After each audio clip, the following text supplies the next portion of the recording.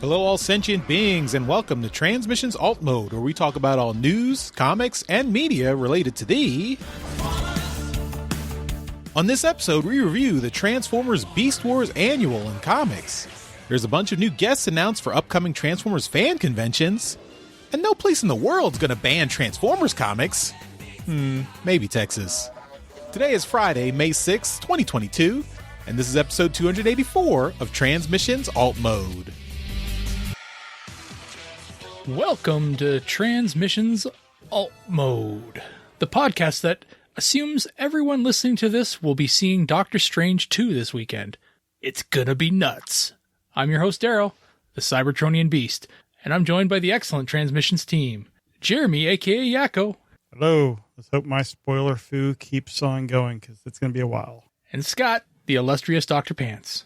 You want to get nuts? Let's get nuts! That's the wrong movie. Sorry. Let's talk Transformers! All right, and we start off the show every week the same way by talking about our Donatreons and mentioning how awesome they are. We've got some room in the Masterpiece Donatreons area right now, and if you're interested in becoming one of those, just head on over to our website and click on the support tab. You can become a Donatreon and get all the benefits of becoming or being one of those. If you want to, if you enjoy the Empire of Rust show that we our editor Mike does, you can check out the new episode 75. It'll be out Monday, May the 9th, and everyone can listen to that for free. So that will be out very soon. And if you aren't listening to that, you can go over to transmissionspodcast.com/rust and see all of the information about that over there. It's been going for 75 episodes. Wow, that's a lot. Mm-hmm. Yeah. All right. Well, without wasting any more time, we are going to get into comics news.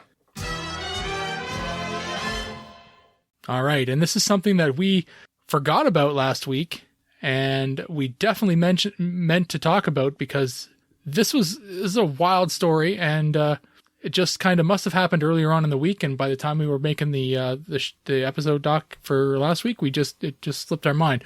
But if you're in Texas and part of this particular school board, there's a Transformers comic that has now been banned, and it's I guess the district in Texas, they're on a bit of a rampage, banning a whole bunch of books. These are books from all different avenues. These are expected to be much more LGBTQ themed, and that's likely why they're banning them. The book in question is a bit of a head scratcher for me. It's the Transformers Revenge of the Fallen Volume 2 official movie adaptation.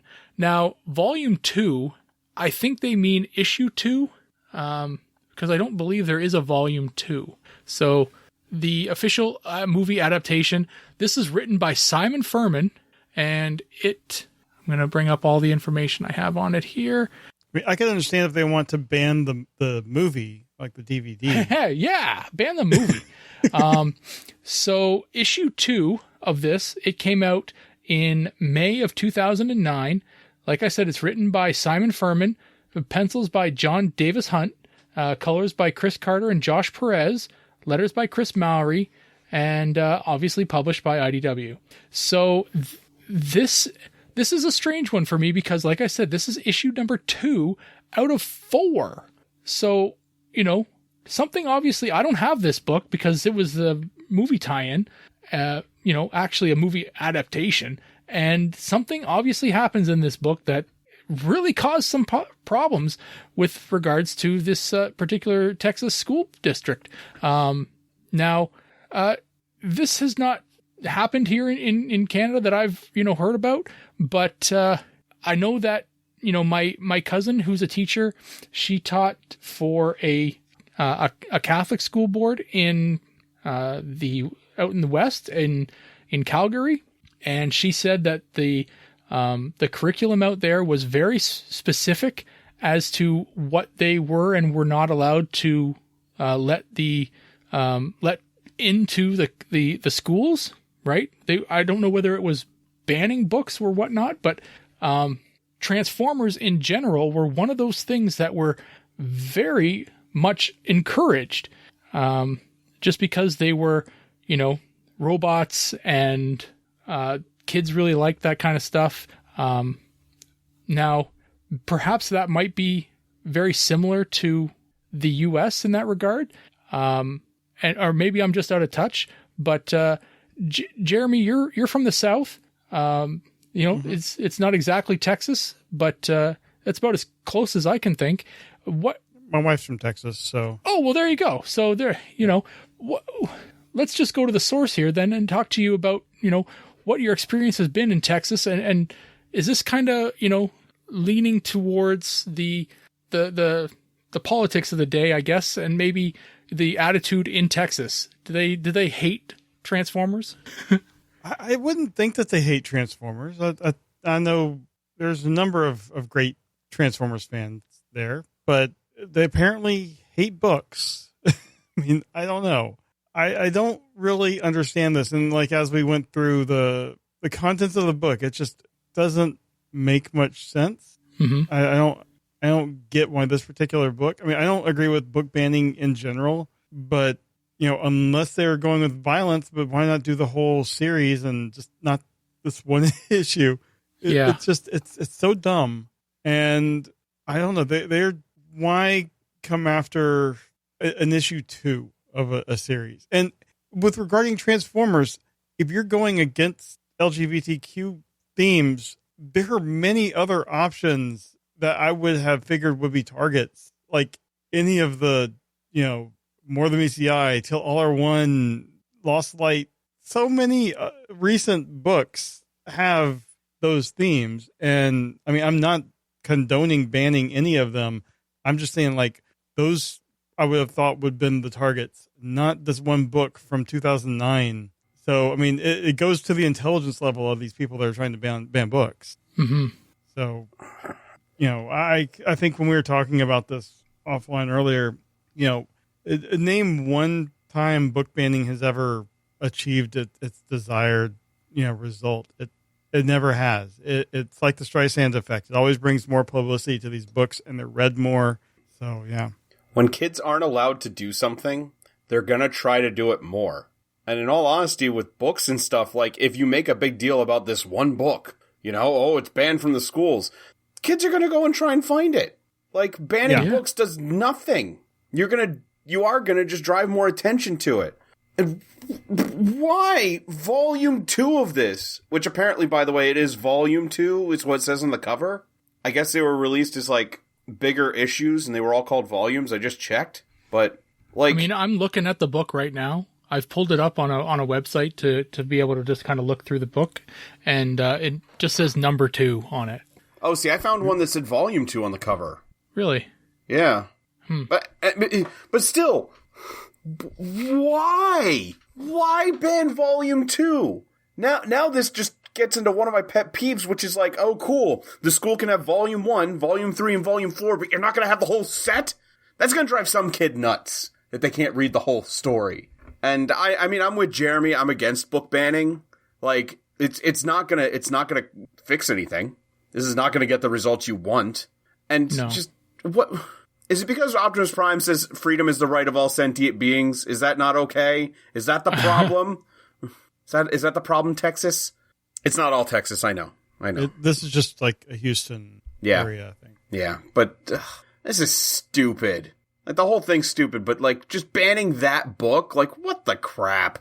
So, if this is just simply limited to issue 2 of this 4-issue series, which if you found volume 2, I'd like to see it as well.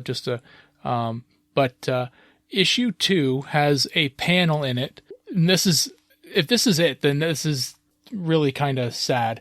But where I think these are roommates of Sam.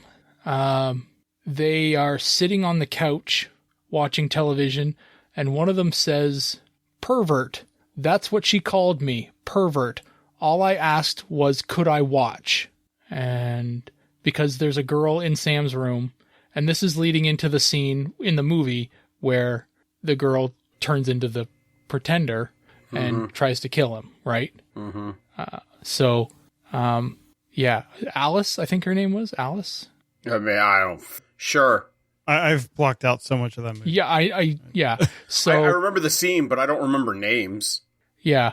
And yeah, so that was essentially that. I think I've gone through this book kind of quick just to see, and that appears to be the only part in this movie where there appears to be a bad word, and anything like that could be construed as inappropriate. So it looks like this that you posted in the link, Dr. Pants. Yeah. Looks like this is a specifically library version of it with Okay. reinforced bindings. So it's a hardcover, but it's still only 24 pages, so it's still just an issue. Yeah. And Yeah. the cover does match issue number 2. So Yeah, But and it does say volume 2 on the front too, so I guess it does. Right. Yeah. yeah. So I'm guessing it's just the library bound version of it then. Yeah. third grade reading level. So Yeah. I mean, I mean, maybe you don't want third graders reading the word pervert. yeah. There's, at some point in the book, Michaela runs into the school to get Sam out because he's being attacked, and she yells, "It's called trans scanning." Could that be construed as something inappropriate to, some idiotic educational executives? It's not even what it's meant for, but I guess I don't know. It would make sense if they did a search on all the books for the word trans. Yes. The idea that this is banned is ridiculous. I don't know. We wanted to mention this in the show because this is news. It happened. We have, because Simon Furman, who wrote this, he got he was informed about all of this, and he said, he thanked the person who told him and said, finally, the notoriety I've always craved. But that was it. It's, it's ridiculous. I don't understand, like Jeremy said, I don't understand book banning in general. The idea that a school district would try to keep any kind of book away from children. First of all, if you're going to do that, that's a parent's job. And secondly, kids, a school system should be trying to expand children's minds, not cage them in. Dr. Pants, you do attempt to educate children on a daily basis. And this is something that is, I assume, would be, fairly explosive to you, book banning and whatnot. Yeah, it is. I'm actually holding myself back right now from going on a full-on, hour-long pants rant here about this. But, it's a school's job, it's a teacher's job to teach kids, teach them more about the world, teach them more about the way the world works and everything. And, it really drives me nuts when outside forces kind of hold you back, when they tie you back from doing the job that you're supposed to be doing. And, I understand that, there are parents out there who don't want their kids learning about certain things. I understand. Everybody's got their own thoughts and feelings on the whole thing, whatnot. But, then it's your job to teach them what you want then, to correct them. But, if you start messing with the school, then you're messing with everybody. And it's just, just let us teach. Right. And it's not like this book was going to be taught in a class. This was just a book in the library for the kids to check out. Kids one of the struggles we're having right now is getting our kid interested in reading fiction books. He wants to read nonfiction because there's lots of big pictures and little bits of text. And we're trying to get him into fiction books. And part of that is when they go to the library and they get to pick out the books that they want to read. And, regardless of our feelings on the movie, it's got robots and explosions and stuff. It's right up there for, a third grader, their interest. I know the stuff that I checked out when I was that age, probably parents would have issues with, but it's just fiction. If your kid can't tell the difference between fiction and fact, and I guarantee at this age, they already know the word pervert, They probably know a lot of other words. Yeah. Mm-hmm.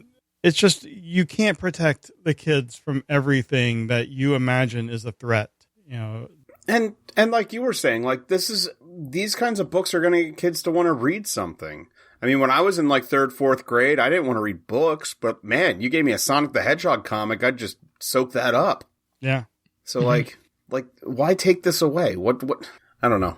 I don't think Revenge of the Fallen Volume 2 is indoctrinating any child into some cult that you don't want them to be in. Unless it's liking the Michael Bay movies. They're all going to be perverts now. Obvious. Yeah, that's what's going to turn them into perverts. Yeah. It's not going to be anything else like social media. Or maybe the parents will find out exactly what the trans scanner does.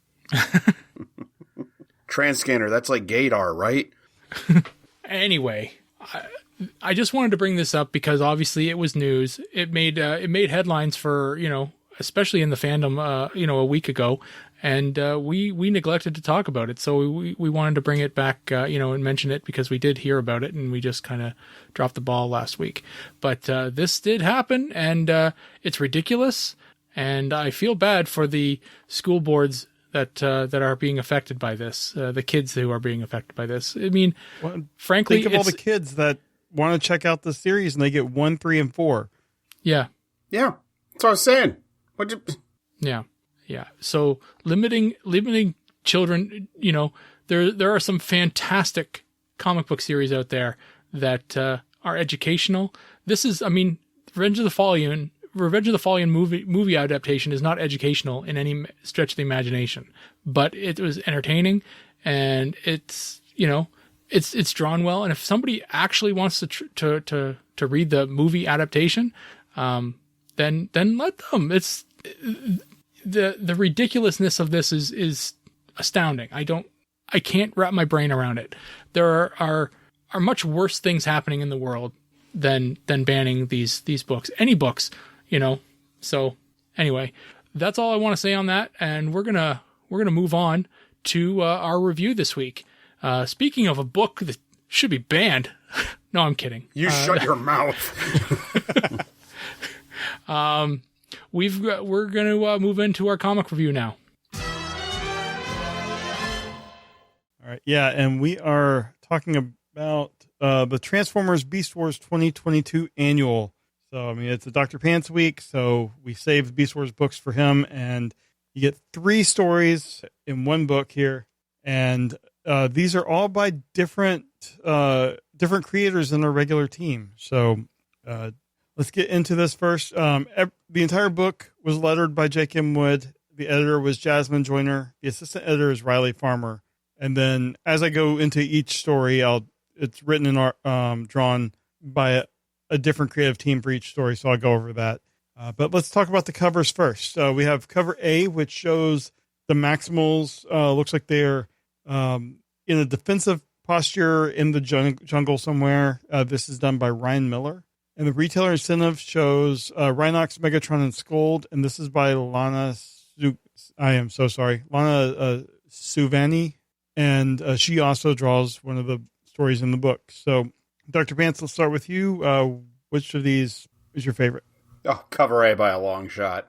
That cover just looks fantastic with, all the main Maximals on there. At least from the show, we're missing Nyx from the comic, yeah. But for the main cast from the original show, it's all done really well. I kind of love how this looks, like the coloring and everything. It looks great.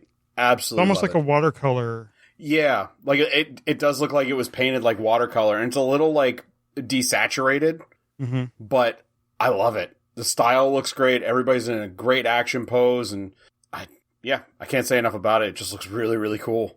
Awesome. Daryl, which one do you like? Well, I am going to go with cover A as well.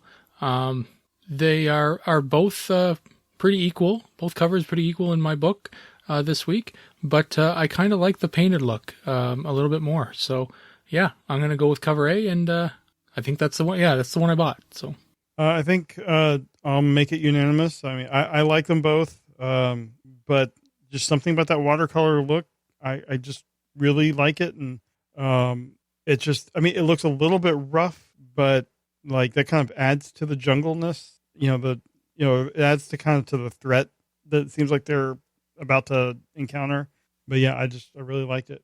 All right, let's get into the stories here. I'm going to go ahead, and I think we'll talk about each story before I go into the next one, just to kind of, so we're not having to remember one story after the other. This first one is called Scold's No Good, Very Bad Day. It's written by Sam Maggs and art is by Lana Suvani.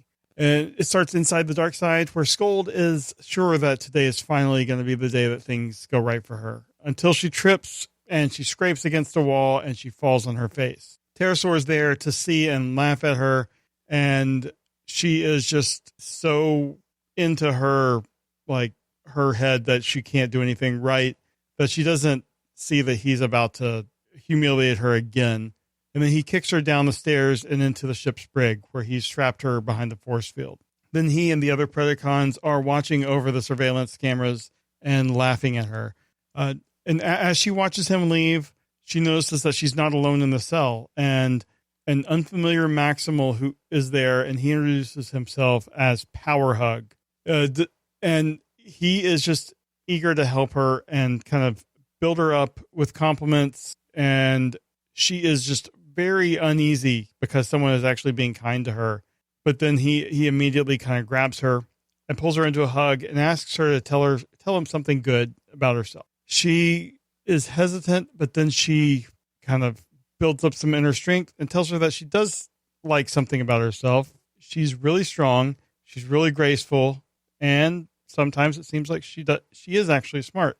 And then she thanks Power Hug for helping her kind of feel better about things. And then she reaches up and rips his head off. Then she digs through her body and finds some bits and pieces that can help her. And she uses that to force the force field to deactivate, and she escapes. And then Power Hug's kind of head looks on in pain as the other Predacons watching on the screens are just in shock that she was able to do that. And then she sees that she's having a good day after all. So with this first story, I thought it was fun. Kind of Scold is a character that has really kind of grown, brand new character to the series, but I think we've all kind of grown to appreciate Scold and enjoy her addition here. So it's nice getting a story just dedicated to her. And I thought it was fun. The art was good. I'm not familiar with Lana's work before, but I enjoyed it. The coloring was great. I think she did both the art and the color. And I wasn't familiar with Power Hug, but apparently Power Hug is a character from one of the Japanese series, Beast Wars 2. So that's a deep cut that I appreciate. Apparently he transforms into like a millipede. So he's a pill bug. Or a pill bug. Oh, sorry. I didn't see that. So I don't call them pill bugs. They are roly-polies.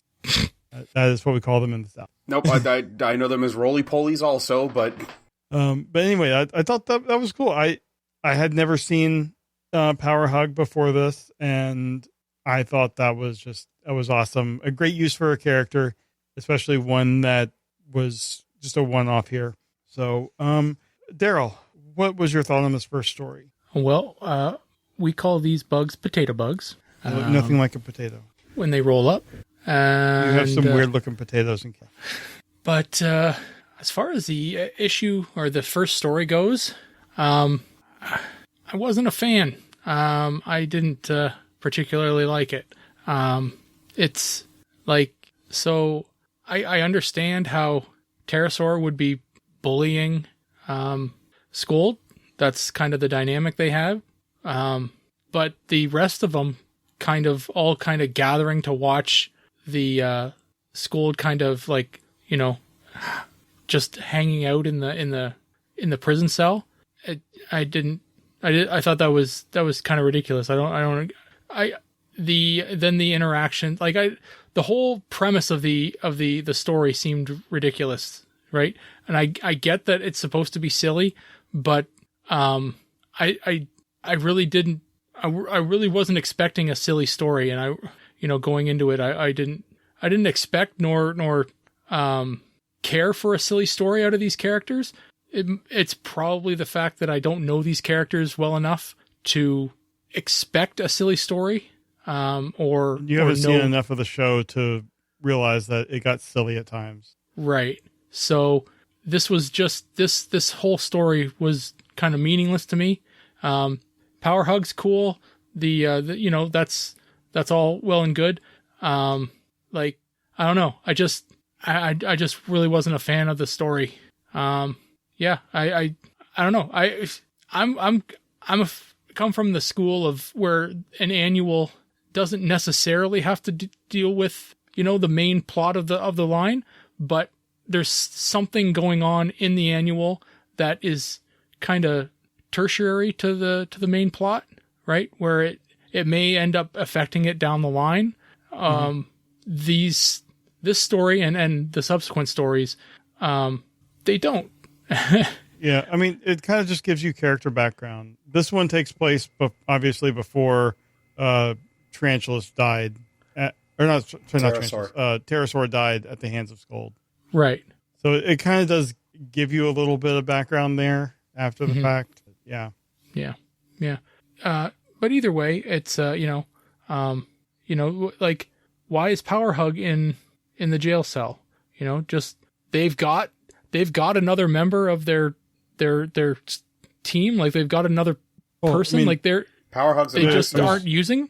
It's all the protoforms. Still, like, they've, the Predacons and the Maximals have been, dying for manpower, and they've got one sitting there on their ship. Yeah.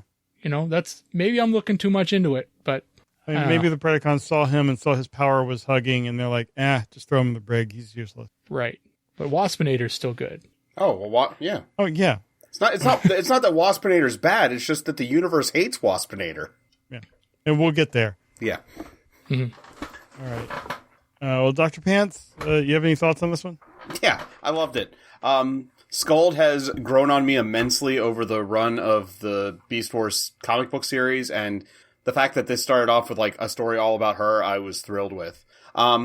I feel bad for her because of the bullying, but to find another Maximal who talks to her and kind of gets her to open up a little bit and come out of her shell, it's funny because she's a turtle.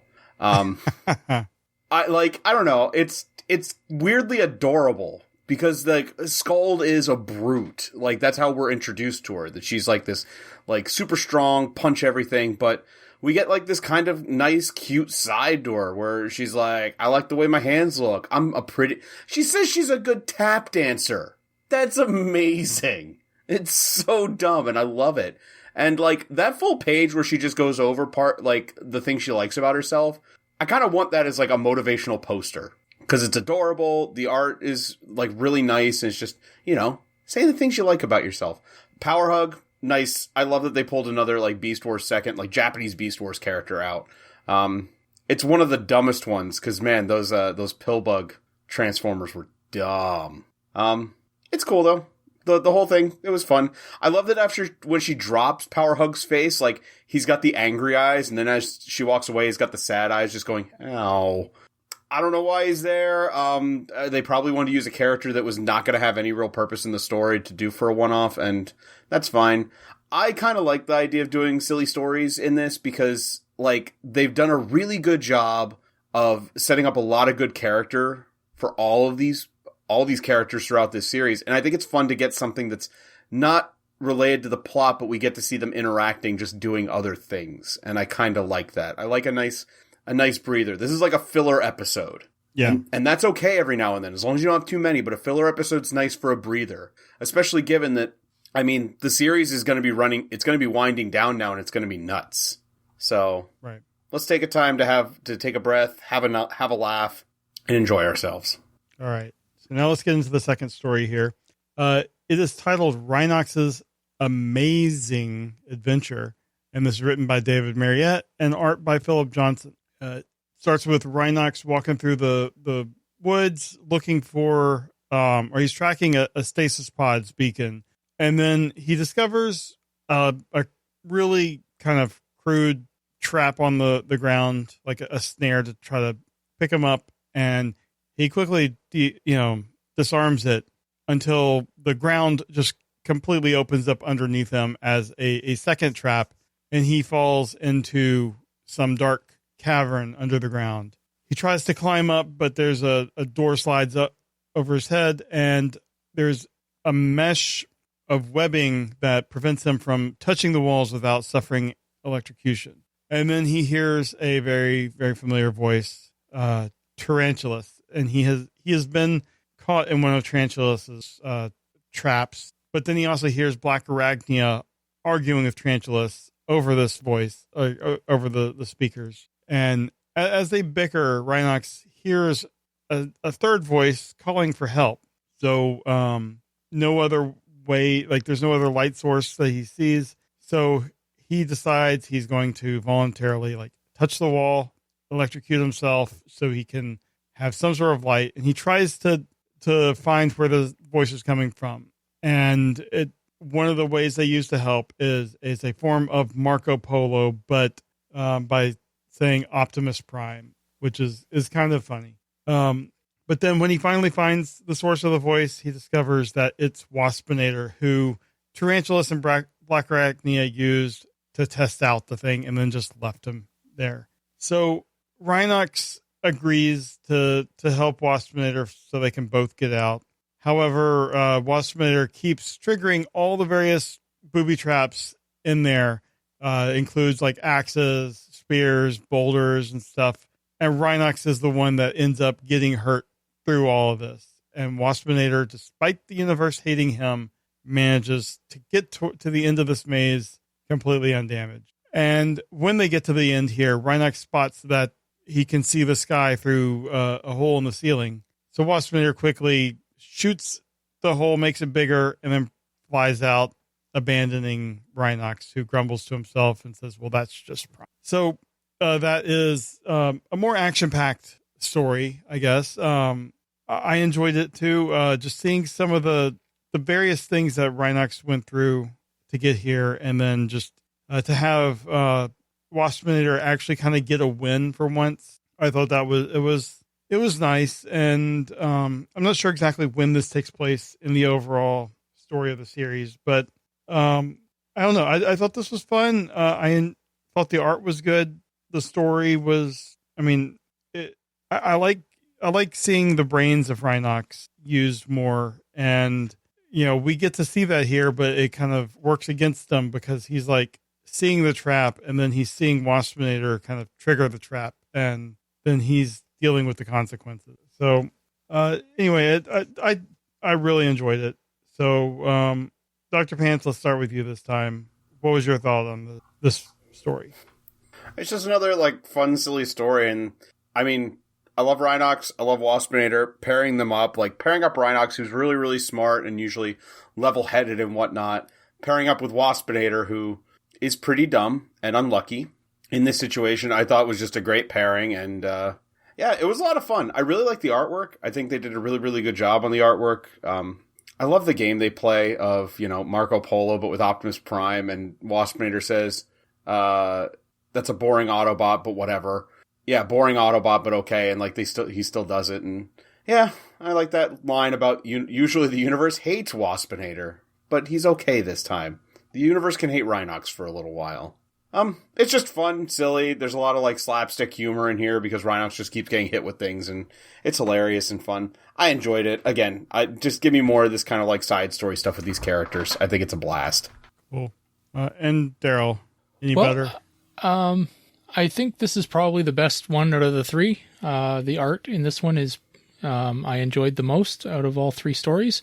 The aspect of this, I think, probably could have and should have been part of a regular story with Tarantulas and Black Arachnia springing a trap on Rhinox and him trying to get out.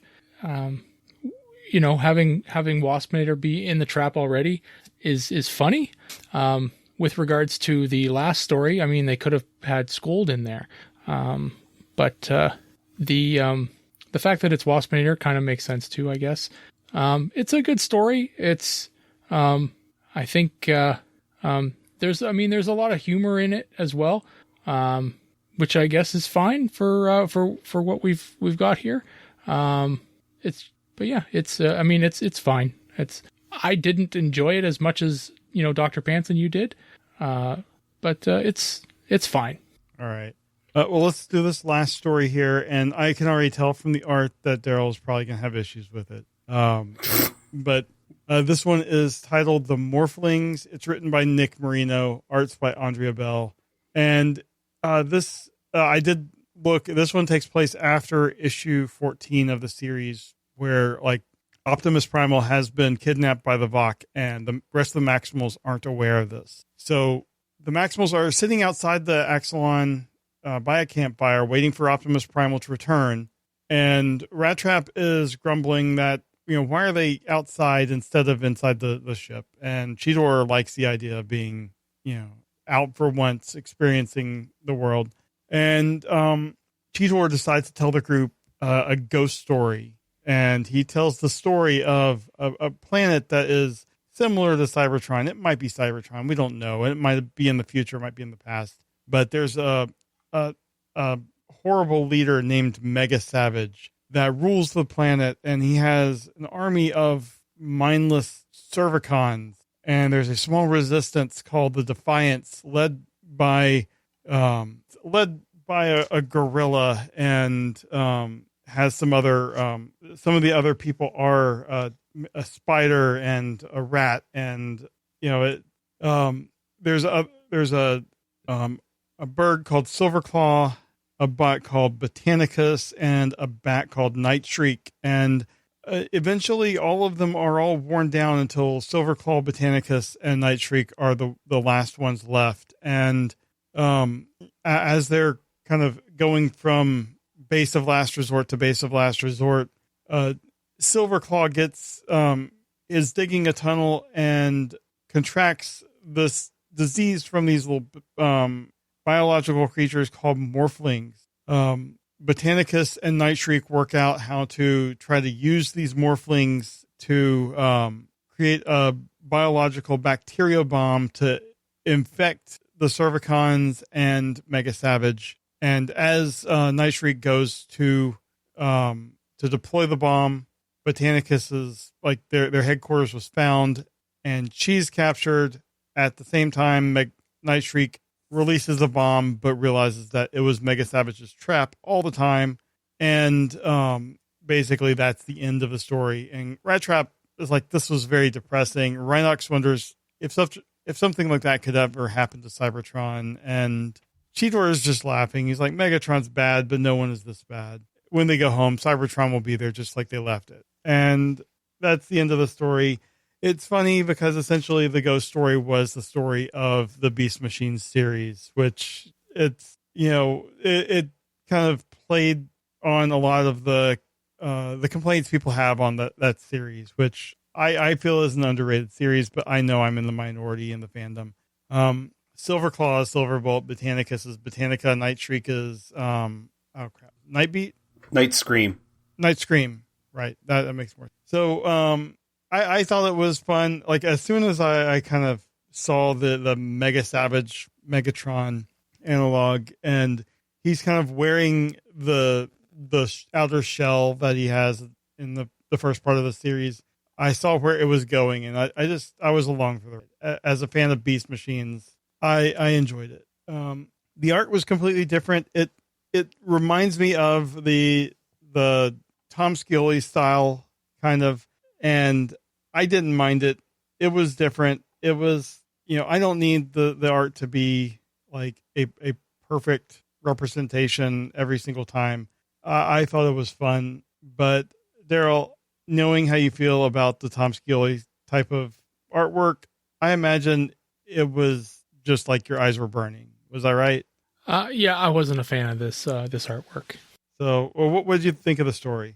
The story was interesting.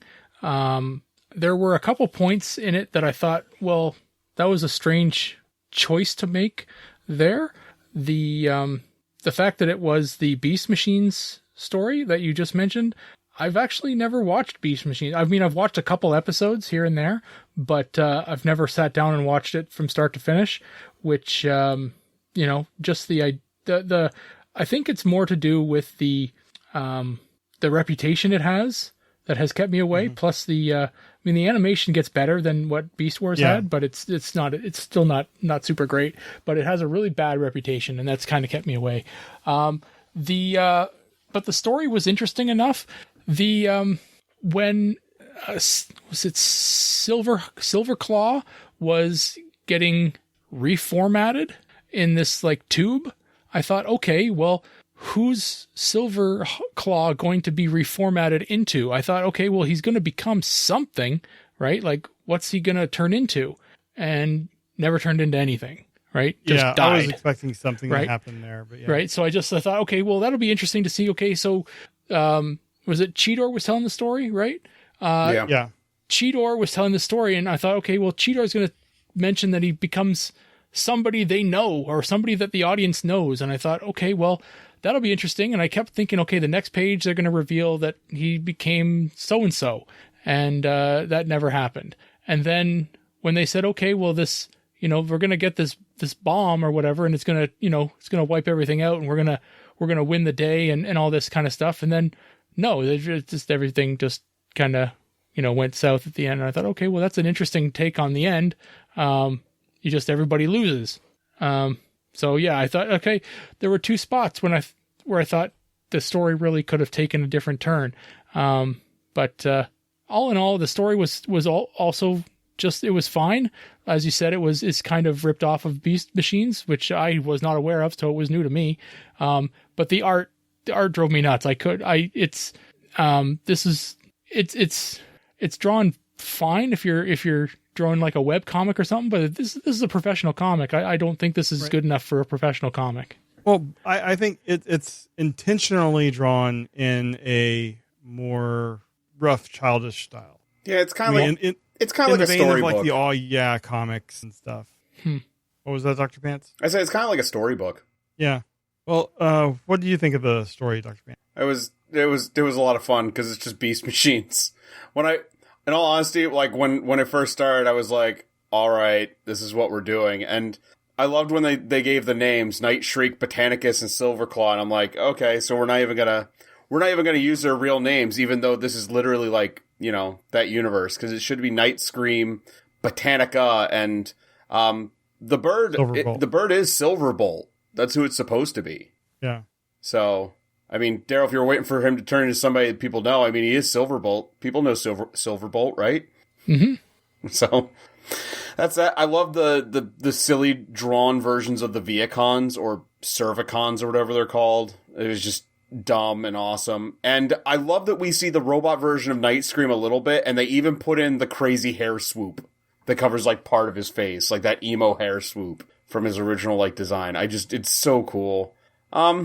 It was just fun. I'm glad they acknowledged Beast Machines and like took little stabs at like, yeah, this was all edgy and dark and it was kind of depressing through a lot of it, blah, blah, blah. And I don't know. Again, it's more filler. It's more just kind of like poking at the universe and everything and just throwing in some fun stuff. I loved it.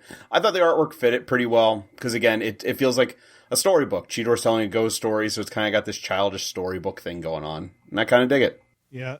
And Beast Machines was really kind of what got me back into Transformers. When I like accidentally caught an episode and I'm like, oh, like it had some G1 references and I'm like, oh, I remember that. Oh, this is kind of cool. And then I just went in and binged all of Beast Wars and on like old real media rips of the episodes. I don't think there's a single other person out there who can safely say that Beast Machines got them back into Transformers. Yeah. So, so good on you. It worked for me.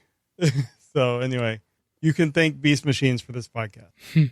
Anyway, that will be it for our comic review. And we will move on to media news. All right. And that's me, isn't it? It is. All right, I get to do news. First up, we have official Hasbro China put out a Transformers aerobics stop-motion video. It's a stop-motion video. They included the Killer Bodies Bumblebee Movie Optimus Prime helmet, kind of using it as a stereo. It is the Siege Soundwave and Flame Toys model of Windblade, and they have a dance competition. And it's kind of adorable and fun. And the stop motion's pretty good. I gotta give them credit. It's pretty smooth. They do some nice moves and everything in here. Did you guys have a chance to watch this at all? I'm watching it right now. And yeah, it's really smooth stop motion. That's really impressive. Same. It just came out as we were, or it was just posted as we were starting to record the show. So yeah, these stop motions they've been putting out are very good. They got some pros over there. Anyone who can do stop motion like that, like, huge props, because I do not have any kind of patience for that. Oh my God. Right. I mean, most of the stop motions I see are very rough in the movements and stuff. And this is so smooth. It must have taken so long to shoot all of these because of the number of frames you need. Yeah. And I kind of like that it does a good job to actually show off the posability of the Windblade model kit. Mm-hmm. So, excuse me. Pretty good. Next up, we have Direct Line crossed with Transformers for a commercial called Optimus Prime's Day Off.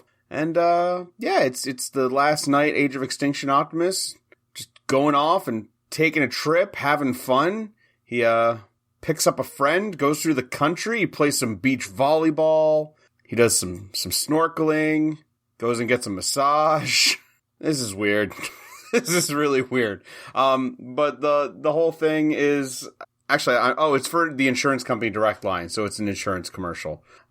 Did you guys watch this one at all? Do you have any thoughts? No, I saw a movie Optimus Prime. I couldn't click it. I watched it just to see, and it's fun. It's whatever. Yeah. I remember seeing people post screen caps from this and say, it's nice to see movie Optimus doing some of the silly things like G1 Optimus used to do. Like G1 Optimus playing basketball and stuff. Just hanging out. Being one of the guys. Yeah. They should have. It's not Peter Cullen, right? It's not Peter Cullen's voice. I was watching it while we were doing the podcast, and I couldn't hear it. I didn't put the sound on, so yeah. So it's not. I don't know. It's not Peter Cullen's voice. No. Okay, there you go. Next up, we have some movie stuff, but hey, it's the G1 movie. We have official G1 Transformers the movie screen prints by Tom Whalen. This was drawn by the poster artist Tom Whalen, and there's a couple of limited posters. There is the regular movie edition. It's 100 hand-numbered posters. They're 24 by 36, approximately $68 US, and then there is a holographic foil variant, also 100 of those numbered. They are about $81 in the US. The pre-orders went live on this past Friday, so you can go to the More Art Gallery website and see if you can get one if you want to snag one. But these look pretty cool. I can't think off the top of my head what that art style is, but very just geometric. You've got Hot Rod in the center opening the Matrix and just all the characters there. It looks really, really cool. Did you guys try and snag one of these at all? Did you know about it? I think we talked about it last week. Oh, did you? I don't know. No, I don't think so. This is new. No. Okay. Oh, okay. Well, I did not try to get it. I have it. It's not by him, but I have a very large 86 movie print. You have the one that came with the latest release, right? The 4K one? Well, no. I have one of those too, but I have a glow in the dark. I think it might have been by that same artist, but it's like Optimus. Or no, it is Rodimus opening the Matrix, but it's got like Megatron and Unicron and stuff. Oh, okay. So I don't really need another one here. Okay. This looks amazing, though. I'm a real fan of this art. Yeah, the artwork does look really, really cool. I don't need a $50 poster, but it is cool. And then lastly, we've got footage from Rise of the Beast. They showed this off at CinemaCon 2022. There was 12 seconds of footage. No dialogue. We got to see Optimus Prime, Bumblebee, and RC. RC was seen in her robot mode hanging off the side of a vehicle with a giant gun. People said she looked reminiscent of her classic G1 form, so I'm guessing very similar to what we saw in the Bumblebee movie intro. Optimus looks like how we saw him in the Bumblebee movie.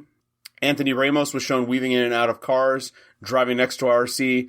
There were no beasts shown, despite this being Rise of the Beast, but we did get to see some footage, so, that's cool. I'm glad to see RC showing up in this. But that's it for that. Do you guys have any thoughts on that? Not really showing much of anything, but I don't know. This is one of those things where they show the footage, and if you're not there, they're not going to release the footage, I don't think, until we get an actual trailer. Yeah. I'm still optimistic about the movie. Just I feel like it's going to be fun, if nothing else. Hearing about RC being more of a classic look, that gives me hope. Yeah. I'm hoping they just kind of modify her look from that opening scene, and we get kind of a more like Earth mode look, but they keep the general design. That is it for media news. All right. Well, we are going to move on to convention news. All right. Well, we got a lot of convention news this week. The first is a couple of TF Nation updates. The first we have here Jim Sorensen, who is a writer and archivist. He's done the Allspark Almanac, the Legacy Transformers packaging book, a number of other things. So he's going to be attending there, and I imagine he's going to do panels. Not sure what else they're going to have him do, but he was on our show, I think last year or so. We had him on to talk about the Legacy book, and so it'll be a great panel, and I'm sure he's going to have some interesting hats that he's going to wear. Next, we have Matt Ferguson, who he did that artwork on the Blu-ray 4K remaster, and he'll be there to talk about it. And I'm sure he will have prints. It says he will have drawing tools there, so get some autographs, maybe buy some more of his original work. I mean, that 4K release, the artwork was really great. Next, we have TFCon Toronto. They have announced that Andrew Wildman is going to be attending. So somewhere Charles is squeeing, I'm sure. He was, an artist on the original G1 book. So he'll be signing, offering prints and commissions. So that's great news. And I know, Daryl, you're also excited about that. That's a pretty big get for the Toronto Con. And I mean, I've been going for a very long time now. And this is the first time I think he's gone to this convention. So, I'm pretty excited for Mr. Wildman to show up. The other thing that I hope is that Simon Furman will join him, because I think they tend to do a lot of conventions together. So it would be really, really nice if Mr. Simon Furman also joined. So that would be really cool. It would be. One that's closer to now, I mean, those are all both in the summer. Casey Collar is going to be at the Western Massachusetts Comic Book Show, May 29th, 10 a.m. to 4 p.m. It looks like it's a small one-day thing. It's $5 to get in. I'm sure he will have things like prints to sell, things to sign. I would imagine he'll do some sketches, but I'm not sure. But just follow his Twitter, and if you're in the area, check out that show. And then finally, May 14th, there's going to be TF UK Con, and this was a small convention in the UK I wasn't aware of, but Simon Furman and Jeff Senior are going to be there. So check them out. Simon says that he's going to have a stash of Transformers 84 script and comic packs, and back issues that he has, and stuff related to his To the Death series that he does with Jeff Senior. And Jeff, he says, we'll be sketching, but generally they're just going to be hanging out and chatting. So if you're in the UK and you're there near Birmingham, go check it out. And we'll have a link to that in the show notes. So that is all the convention news we've got. All right. Well, that's awesome. Hope everyone's looking forward to getting back to conventions this year. This will be a really good year to do it. It sounds like everyone's kind of getting up and running again, and that's fantastic news. But as far as transmissions alt mode goes, that's the end of this episode. We want to thank our Masterpiece Donatreons, John 4X Levengood and Demon Tech 82. Thanks a lot for your support, fellas. And if you want to become a Masterpiece Donatreon, just check out the link on the website at transmissions.com/support. And I don't know what else Charles says here. It's I think he just throws it to the end. Does he say anything else? I don't think so. Thanks, Dr. Pants. Oh, Dr. Pants. Hey, yeah, Dr. Pants. Hey, thanks for coming on. It was fun. It was. Got anything coming up that you want to talk about or want to mention? I mean, there's always stuff going on at the Nerdstradamus YouTube channel, so make sure you check that out. You can go to nerdstradamus.com to find links to everywhere. We're on all the social media, but we are way more active on YouTube than anywhere else. We tend to stream a lot of gaming. If you want a good time and you want to watch me have a mental breakdown, you can watch through all the streaming episodes of us doing a Pokemon Nuzlocke. That was one of the worst emotional experiences of my life. So, Yeah, go and check that out. And we do all kinds of like music and whatnot. We did the Beast Wars theme a few months ago. Go check it out if you haven't watched it. That was excellent. Thank you. We even did the Canadian version. Mm-hmm. The Beasties. Just by popular demand here on this podcast, we had to do it.